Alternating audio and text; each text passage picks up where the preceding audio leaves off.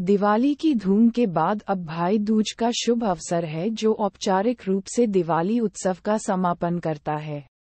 ये प्रतिवर्ष कार्तिक माह में शुक्ल पक्ष अमावस्या के दौरान मनाया जाता है, जो आमतौर पर अक्टूबर और नवंबर के बीच आता है। इस साल भाई दूज 15 नवंबर को मनाया जाएगा। भाई बहनों के बीच का बंधन सबसे खूबसूरत बंधनों में से एक है, और भाई दूज वो दिन है जब लोग इस खास रिश्ते का जश्न मनाते हैं और उसे संजोते हैं। इस दिन बहनें अपने प्यारे भाई की उम्र, स्वास्थ्य और समृद्धि के लिए भगवान से प्रार्थना करती हैं। भाई दूज को भारत में भाव बीज, भातृद्वितीया, भाई द्वितीया और भातृद्वितीया के नाम से भी जाना जाता है। आइए जानते हैं क्या है इसका महत्व और पूजा का सही मुहूर्त। भाई दूज 2023 की तिथि, शुभ मुहूर्त और पूजा विधि। दृक पंचांग के अनुसार इस साल भाई दूज 15 नवंबर मंगलवार को मनाया जाएगा। दृक पंचांग के अनुसार 15 नवंबर मंगलवार को शुभ भाई दूज अपराह्न समय दोपहर 1:10 बजे शुरू होगा और 3:19 बजे समाप्त होगा, जो 2 घंटे और 9 मिनट तक चलेगा। इसके अलावा द्वितीया तिथि 14 नवंबर को दोपहर 2:36 बजे शुरू होगी और 15 नवंबर को दोपहर 1:47 बजे समाप्त होगी। इसलिए कुछ लोग इस त्योहार को 14 व कुछ 15 नवंबर को भी मनाएंगे। भैया दूज पर्व कार्तिक मास के शुक्ल पक्ष की द्वितीया तिथि को मनाया जाता है। इस दिन बहनें रोली एवं अक्षत से अपने भाई का तिलक कर उसके उज्ज्वल भविष्य के लिए आशीष देती हैं। भैया दूज की पौराणिक कथा इस प्रकार से है। भैया दूज पौराणिक कथा। भैया दूज के संबंध में पौराणिक कथा इस प्रकार से है। सूर्य की पत्नी संज्ञा से दी संतानें थीं, पुत्र यमराज तथा पुत्री यमुना। संज्ञा सूर्य का तेज सहन न कर पाने के कारण अपनी छाया मूर्ति का निर्माण कर उन्हें ही अपने पुत्र पुत्री को सौंपकर वहां से चली गई। छाया को यम और यमुना से अत्यधिक लगाव तो नहीं था, किंतु यमुना अपने भाई यमराज से बड़ा स्नेह करती थी। यमुना अपने भाई यमराज के यहाँ प्रायः जाती और उनके सुख दुख की बातें पूछा करती तथा यमुना यमराज को अपने घर पर आने के लिए भी आमंत्रित करती, किंतु व्यस्तता तथा अत्यधिक दायित्व के कारण वे उसके घर न जा पाते थे। एक बार कार्तिक शुक्ल द्वितीया को यमराज अपनी बहन यमुना के घर अचानक जा पहुँचे। बहन के घर जाते समय यमराज ने नरक में निवास करने वाले जीवों को मुक्त कर दिया। बहन यमुना ने अपने सहोदर भाई का बड़ा आदर सत्कार किया, विविध व्यंजन बनाकर उन्हें भोजन कराया तथा भाल पर तिलक लगाया। जब वे वहां से चलने लगे, तब उन्होंने यमुना से कोई भी मनोवांछित वर मांगने का अनुरोध किया। यमुना ने उनके आग्रह को देखकर कहा, भैया यदि आप मुझे वर देना ही चाहते हैं तो यही वर दीजिए कि आज के दिन प्रतिवर्ष आप मेरे यहाँ आया करेंगे और मेरा आतिथ्य स्वीकार किया करेंगे। इसी प्रकार जो भाई अपनी बहन के घर जाकर उसका आतिथ्य स्वीकार करे तथा इस दिन जो बहन अपने भाई को टीका करके भोजन खिलाए, उसे आपका भय न रहे। इसी के साथ उन्होंने ये भी वरदान दिया कि यदि इस दिन भाई बहन यमुना नदी में डुबकी लगाएंगे तो वे यमराज के प्रकोप से बचे रहेंगे। यमुना की प्रार्थना को यमराज ने स्वीकार कर लिया। तभी से बहन भाई का ये त्योहार मनाया जाने लगा। भैया दूज त्योहार का मुख्य उद्देश्य भाई बहन के मध्य सद्भावना तथा एक दूसरे के प्रति निष्कपट प्रेम को प्रोत्साहित करना है।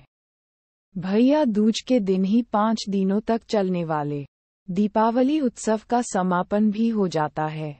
इस दिन अगर अपनी बहन न हो तो ममेरी, फुफेरी या मौसेरी बहनों को उपहार देकर ईश्वर का आशीर्वाद प्राप्त कर सकते हैं। जो पुरुष यम द्वितीया को बहन के हाथ का खाना खाता है, उसे धर्म, धन, अर्थ, आयुष्य और विविध प्रकार के सुख मिलते हैं।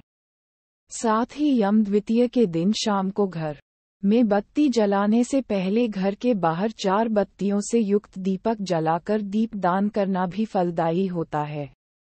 भाई दूज की कहानी। एक गांव में एक बहुत ही बुजुर्ग महिला रहती थी। उसका एक बेटा था और उसकी एक बेटी भी थी।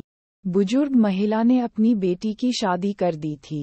एक दिन जब भाई दूज का त्योहार आया तभी उस बुजुर्ग महिला के बेटे ने कहा कि माँ, मैं अपनी बहन के घर टीका करवाने के लिए जा रहा हूँ। जिसके बाद उसकी माँ ने कहा, बेटा, हम लोग बहुत गरीब लोग हैं, तुम टीका करवाने के बाद अपनी बहन को क्या दोगे? लेकिन उस बुजुर्ग महिला के बेटे ने जिद करके अपनी बहन के घर जाने के लिए अपनी माँ को मना लिया। फिर वह भाई अपनी माँ की आज्ञा लेकर अपनी बहन के घर निकल पड़ा। जैसे ही वह थोड़ी दूर पहुंचा, तब उसको एक बहुत ही गहरी नदी मिली और वह उसे कहने लगी कि मैं तुम्हें अपने पानी में डुबोकर मार दूंगी क्योंकि मैं तुम्हारा काल हूँ। जिसके बाद वह भाई उस नदी से कहता है कि तुम मुझे थोड़ी देर की मोहलत दे दो, मैं अपनी बहन के घर टीका करवाने जा रहा हूँ। जब मैं वहां से वापस आऊंगा तब तुम मुझे मार देना। जिसके बाद वह नदी भाई को आगे जाने के लिए रास्ता देती है और फिर वह भाई आगे की ओर चल देता है। थोड़ी दूर पहुंचने के बाद उसको एक शेर मिलता है जो कहता है, मैं तुम्हें खा जाऊंगा। इसके बाद वह भाई शेर से कहता है कि अभी नहीं, मैं अभी अपनी बहन के पास टीका करवाने जा रहा हूँ। जब मैं लौट कर आऊंगा तब तुम मुझे खा लेना। फिर भी उस भाई को आगे जाने के लिए रास्ता है और फिर जब वह भाई आगे की ओर बढ़ने लगता है तो कुछ दूर पहुंचकर उसको एक सांप मिलता है और वह भी भाई से कहता है कि मैं तुम्हें मार दूंगा। वह भाई उस सांप भी वही कहता है कि मैं अभी अपनी बहन से टीका करवाने जा रहा हूँ। जब मैं लौट के आऊंगा तब तुम मुझे मार देना। वह भाई आगे की ओर चला जाता है और थोड़ी ही देर में भाई अपनी बहन के घर पहुंच जाता है। जब वह अपनी बहन के घर पहुंचता है तो घर के बाहर से आवाज लगाता है, लेकिन घर के अंदर उसकी बहन सूत काट रही होती है। सूत को काटते वक्त उसका धागा टूट जाता है और वहां के लोगों की यह मान्यता थी कि अगर सूत काटते वक्त अगर धागा टूट जाए तो बाहर कोई भी बुला रहा हो और वह बिना आवाज करें और बिना धागा को जोड़े चली जाए तो वह व्यक्ति मर जाएगा। वह बिना आवाज किए धागा जोड़ने लगती है, लेकिन जब भाई के आवाज लगाने पर भी उसकी बहन नहीं आती है तो वह वहां से जाने लगता है। तभी उसकी बहन उस धागे को जोड़कर तुरंत अपने भाई के पास जाकर उसको रोकती है और उसको अपने घर ले जाती है। वह बहन अपनी पड़ोस में रहने वाली महिला के पास जाती है और उससे पूछती है कि भाई दूज के दिन क्या बनाया जाता है। तब वह महिला उसको बताती है कि तुम तेल से अपने चूल्हे को लीपो और घी में चावल पकाओ। वह बहन घर जाकर पड़ोस के द्वारा बताई हुई चीजों को करने लगती है और तभी उसका भाई उससे कहता है कि बहन, मुझे बहुत जोरों से भूख लगी है। लेकिन उसकी बहन पड़ोस की महिला की बातों में आकर काम कर रही होती है। जब उसका भाई रसोई में जाकर देखता है तो वह अपनी बहन से कहता है कि तुम बहुत भोली हो, जिसके कारण तुमको लोग पागल बना देते हैं। तुमने कभी घी में चावल पकते हुए देखा है और तेल से कभी चूल्हे को लीपा जाता है। तुम गोबर से चूल्हे को लिपो और पानी में चावल को पकाओ। वह बहन अपने भाई की बात मानकर वही करती है जैसा उसका भाई करने के लिए बोलता है और वह खाना बनाकर अपने भाई को खिलाती है और थोड़ी देर बाद वह अपने भाई को टीका कर देती है। जब उसका भाई अगले दिन वापस अपने घर जाने के लिए कहता है, तब उसकी बहन अपने भाई के लिए रास्ते में ले जाने के लिए कुछ लड्डू बना कर देती है कि इसको रास्ते में भूख लगे तो खा लेना, और उनमें से कुछ लड्डू अपने बच्चों के लिए भी बचा लेती है। जैसे ही उसका भाई चला जाता है और उसकी बहन के बच्चे जब खाने के लिए जिद करने लगते हैं, तो वह अपने भाई के लिए बनाए हुए कुछ लड्डू जो अपने बच्चों के लिए बचा लिए थे, वह अपने बच्चों को दे देती है और तभी उनके बच्चों की नज़र उस लड्डू में पड़ती है जो एकदम से नीले हो रहे होते हैं। जब वह जाकर रसोई में देखते हैं तो उनको पता लगता है कि उनकी माँ ने जो लड्डू बनाए हैं उनमें सांप मर चुका है और उसी से ही हमारी माँ ने लड्डू बनाए हैं। जिसके बाद वह अपनी माँ को जाकर सारी बातें बताते हैं, जिसको देखकर वह बहुत दुखी हो जाती है और तुरंत अपने भाई के पीछे भागती है। रास्ते में कुछ दूर चलने के बाद उसका भाई उसको मिल जाता है। वह तभी उसकी बहन उससे पूछती है कि भाई तूने लड्डू तो नहीं खाए। उसका भाई कहता है नहीं और तभी अपने भाई को सारी बात बता देती है, लेकिन तभी उसका भाई कहता है तुमने मेरी जान आज तो बचा ली है, लेकिन तुम मेरी जान कब तक बचाओगी, और अपनी बहन को अपने साथ हुए रास्ते में सभी चीजों के बारे में बता देता है। उसकी बहन अपने भाई को अकेले नहीं जाने देती है और उसके साथ जाने के लिए कहती है। उसका भाई अपनी बहन को साथ आने के लिए मना कर देता है, लेकिन उसकी बहन जिद करने के लिए कारण अपने भाई के साथ जाने लगती है। कुछ दूर चलने के बाद जब बहन को प्यास लगती है तो वह अपने भाई से कहती है भाई मुझे पानी पीना है, बहुत जोरों से प्यास लगी है। उसका भाई कहता है कि यही पास में एक तालाब रुको, मैं उस तालाब से तुम्हारे लिए जल ले आता हूँ।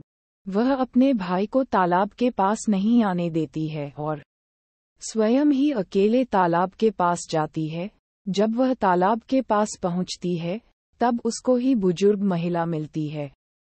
वह बुजुर्ग महिला को तालाब के पास देख उसकी बहन उससे पूछती है आप कौन है। जब वह बुजुर्ग महिला बताती है कि मैं एक भाई का इंतजार कर रही हूँ, उसकी बहन ने एक सांप को मारा है जिसके लिए मैं उसका काल बन कर बैठी हूँ।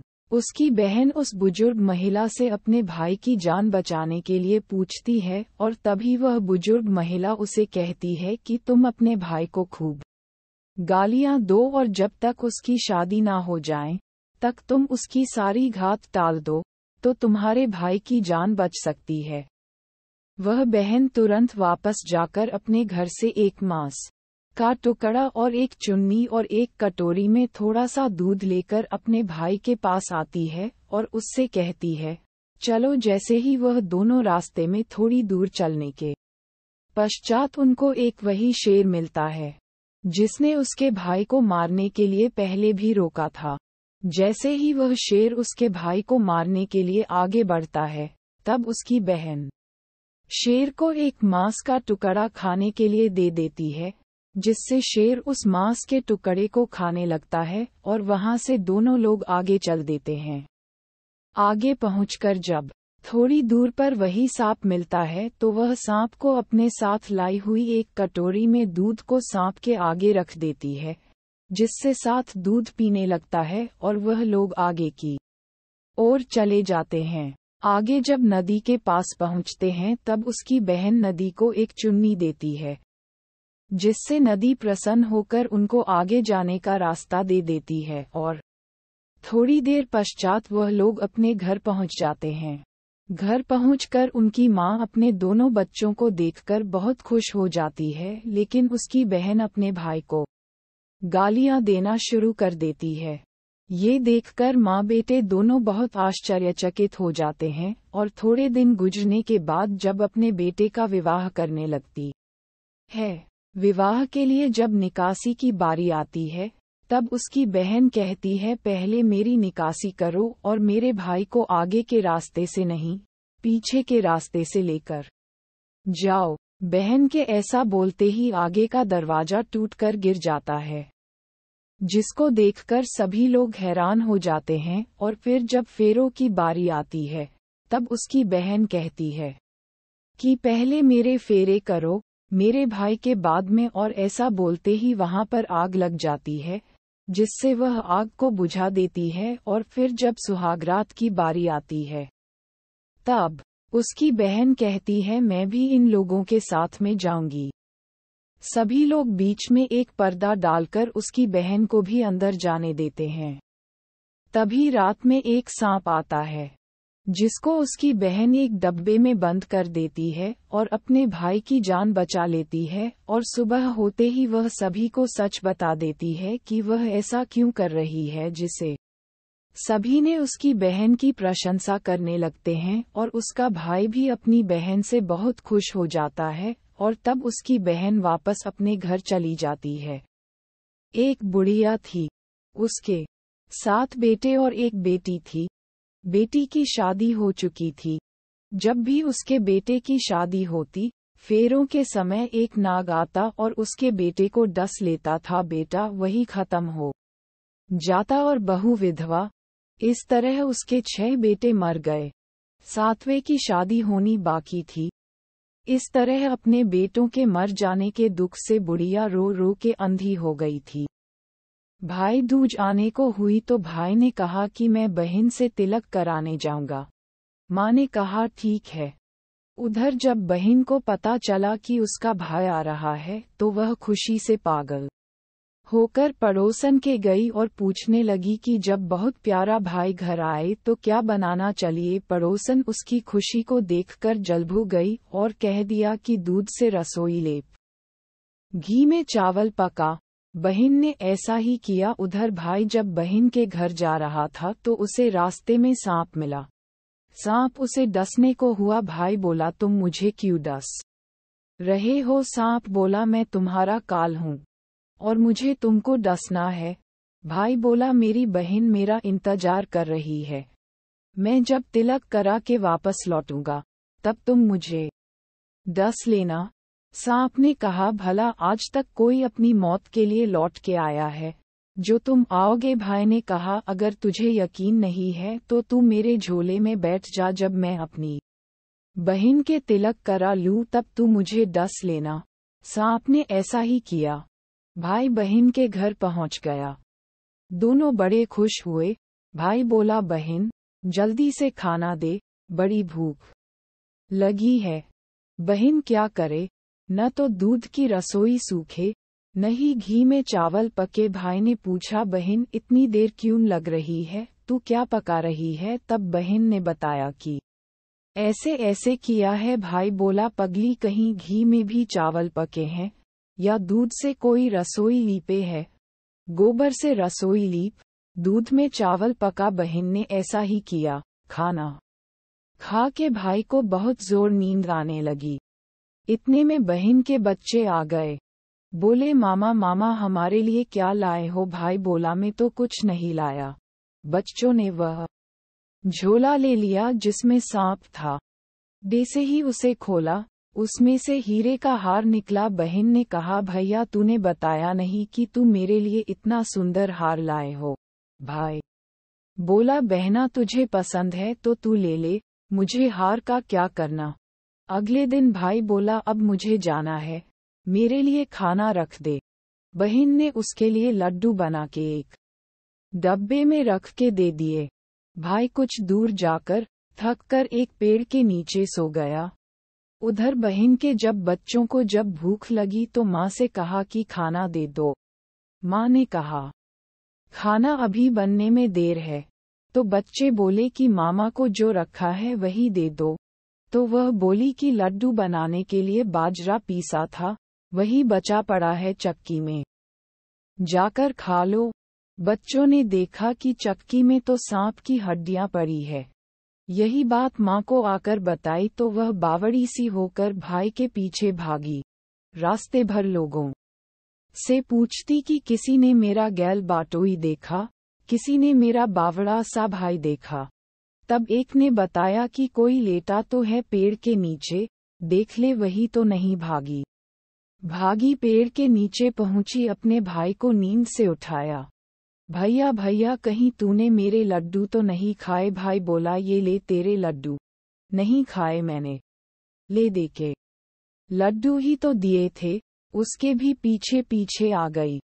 बहन बोली नहीं भाई, तू झूठ बोल रहा है, जरूर तूने खाया है। अब तो मैं तेरे साथ चलूंगी। भाई बोला तू न मान रही है तो चल। फिर चलते चलते बहन को प्यास लगती है। वह भाई को कहती है कि मुझे पानी पीना है। भाई बोला, अब मैं यहाँ तेरे लिए पानी कहाँ से लाऊं, देख दूर कहीं चील उड़ रही हैं, चली जा वहाँ, शायद तुझे पानी मिल जाए। तब बहन वहाँ गई और पानी पीकर जब लौट रही थी तो रास्ते में देखती है कि एक जगह जमीन में 6 शिलाएं गड़ी हैं और एक बिना गड़े रखी हुई थी। उसने एक बुढ़िया से पूछा कि ये शिलाएं कैसी हैं। उस बुढ़िया ने बताया कि एक बुढ़िया है, उसके 7 बेटे थे। 6 बेटे तो शादी के मंडप में ही मर चुके हैं, तो उनके नाम की ये शिलाएं जमीन में गड़ी हैं। अभी 7वें की शादी होनी बाकी है, जब उसकी शादी होगी तो वह भी मंडप में ही मर जाएगा, तब ये 7वीं शिला भी जमीन में गड़ जाएगी। यह सुनकर बहन समझ गई ये शिलाएं किसी और की नहीं बल्कि उसके भाइयों के नाम की हैं। उसने उस बुढ़िया से अपने 7वें भाई को बचाने का उपाय पूछा। बुढ़िया ने उसे बतला दिया कि वह अपने 7वें भाई को कैसे बचा सकती है। सब जानकर वह वहां से अपने बॉल खुले करके पागलों की तरह अपने भाई को गालियां देती हुई चली भाई के पास आकर बोलने लगी, तू तो जलेगा, कुटेगा, मरेगा। भाई उसके ऐसे व्यवहार को देखकर चौंक गया, पर उसे कुछ समझ नहीं आया। इसी तरह दोनों भाई बहन माँ के घर पहुँच गए। थोड़े समय के बाद भाई के लिए सगाई आने लगी। उसकी शादी तय हो गई। जब भाई को सहरा पहनाने लगे तो वह बोली, इसको क्यों सहरा बंधेगा, सहारा तो मैं पहनूंगी, ये तो जलेगा, मरेगा। सब लोगों ने परेशान होकर सहरा बहन को दे दिया। बहन ने देखा उसमें कलंगी की जगह सांप का बच्चा था। बहन ने उसे निकाल के फेंक दिया। अब जब भाई घोड़ी चढ़ने लगा तो बहन फिर बोली, ये घोड़ी पर क्यों चढ़ेगा, घोड़ी पर तो मैं बैठूंगी, ये तो जलेगा, मरेगा, इसकी लाश को चील कौवे खाएंगे। सब लोग बहुत परेशान। सब ने उसे घोड़ी पर भी चढ़ने दिया। अब जब बारात चलने को हुई तब बहन बोली, ये क्यों दरवाजे से निकलेगा, ये तो पीछे के रास्ते से जाएगा, दरवाजे से तो मैं निकलूंगी। जब वह दरवाजे के नीचे से जा रही थी तो दरवाजा अचानक गिरने लगा। बहन ने एक ईंट उठाकर अपनी चुनरी में रख ली। दरवाजा वही की वही रुक गया। सब लोगों को बड़ा अचंभा हुआ। रास्ते में एक जगह बारात रुकी तो भाई को पीपल के पेड़ के नीचे खड़ा कर दिया। बहन कहने लगी, ये क्यों छाव में खड़ा होगा, ये तो धूप में खड़ा होगा, छांव में तो मैं खड़ी होगी। जैसे ही वह पेड़ के नीचे खड़ी हुई, पेड़ गिरने लगा। बहन ने एक पत्ता तोड़कर अपनी चुनरी में रख लिया। पेड़ वही की वही रुक गया। अब तो सबको विश्वास हो गया कि ये बावली कोई जादू टोना सीख कर आई है, जो बार बार अपने भाई की रक्षा कर रही है। ऐसे करते करते फेरों का समय आ गया। जब दुल्हन आई तो उसने दुल्हन के कान में कहा, अब तक तो मैंने तेरे पति को बचा लिया, अब तू ही अपने पति को और साथ ही अपने मरे हुए जेठों को बचा सकती है। फेरों के समय एक नाग आया। वो जैसे ही दूल्हे को डसने को हुआ, दुल्हन ने उसे एक लोटे में भर के ऊपर से प्लेट से बंद कर दिया। थोड़ी देर बाद नागिन लहर लहर करती आई, दुल्हन से बोली, तू मेरा पति छोड़। दुल्हन बोली, पहले तू मेरा पति छोड़। नागिन ने कहा, ठीक है, मैंने तेरा पति छोड़ा। दुल्हन, ऐसे नहीं, पहले 3 बार बोल। नागिन ने 3 बार बोला, फिर बोली कि अब मेरे पति को छोड़। दुल्हन बोली, एक मेरे पति से क्या होगा, हंसने बोलने के लिए जेठ भी तो होना चाहिए, एक जेठ भी छोड़। नागिन ने जेठ के भी प्राण दे दिए। फिर दुल्हन ने कहा, एक जेठ से लड़ाई हो गई तो एक और जेठ छोड़। वो विदेश चला गया तो तीसरा जेठ भी छोड़। इस तरह एक एक करके दुल्हन ने अपने 6 जेठ जीवित करा लिए। उधर रो के बुढ़िया का बुरा हाल था कि अब तो मेरा 7वां बेटा भी बाकी बेटों की तरह मर जाएगा। गांव वालों ने उसे बताया कि उसके 7 बेटा और बहुएं आ रही है तो बुढ़िया बोली, अगर यह बात सच हो तो मेरी आंखों की रोशनी वापस आ जाए और मेरे सीने से दूध की धार बहने लगे। ऐसा ही हुआ। अपने सारे बहू बेटों को देखकर वह बहुत खुश हुई। बोली, यह सब तो मेरी बावली का किया है, कहाँ है मेरी बेटी। सब बहन को ढूंढने लगे। देखा तो वह भूसे की कोठरी में सो रही थी। जब उसे पता चला कि उसका भाई सही सलामत है तो वह अपने घर को चली। उसके पीछे पीछे सारी लक्ष्मी भी जाने लगी। बुढ़िया ने कहा, बेटी पीछे मुड़ के देख, तू सारी लक्ष्मी ले जाएगी तो तेरे भाई भाभी क्या खाएंगे। तब बहन ने पीछे मुड़ के देखा और कहा, जो माँ ने अपने हाथों से दिया वह मेरे साथ चल, बाद बाकी का भाई भाभी के पास रह। इस तरह एक बहन ने अपने भाई की रक्षा की। Unique creations team.